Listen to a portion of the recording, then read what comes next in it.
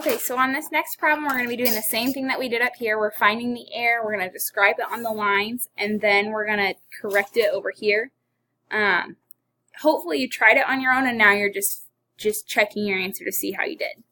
So this problem says 563 divided by 4, and they have the answer as 14,075. And right away, we should understand that this answer doesn't even make sense, because we should be able to go backwards and say 14,075 times 4 equals 563, and I know that that's not the case.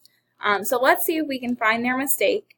If we look at their work, they did 4 goes into 5 once, and 1 times 4 is 4. When they subtracted, they got 1, they brought down their 6.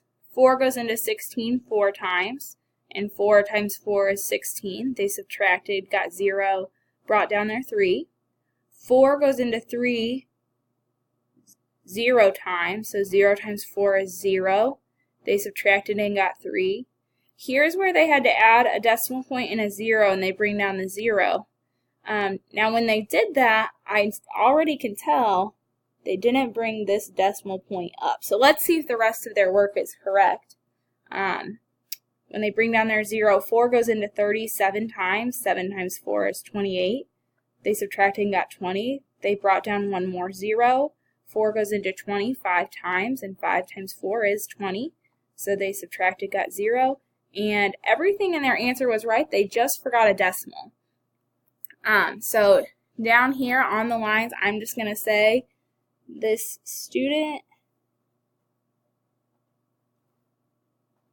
added a decimal inside the bracket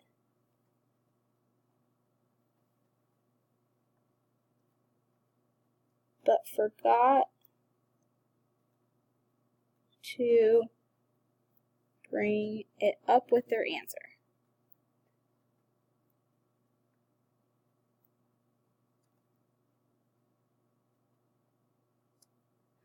So here's my extra set of brackets. I really don't need this at this point in time, but I'll do it really quickly. The reason I say I don't need this is because they were correct all the way until the end with just the decimal, so I know the corrected answer should come out to be 140 and 75 hundredths.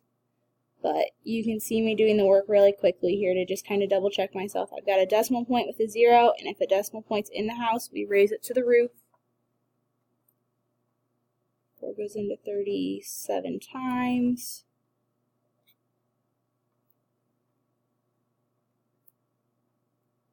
And 4 goes into 25 times. So my final answer should be 140 and 75 hundredths.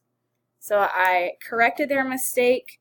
I described the mistake down here, and then I redid the work so that I have the correct answer here. And so that's what we're going to be doing when we find the mistake and division errors. We'll be trying to find the error, we'll describe the error in our own words, and then we'll be finding the correct answer on our own.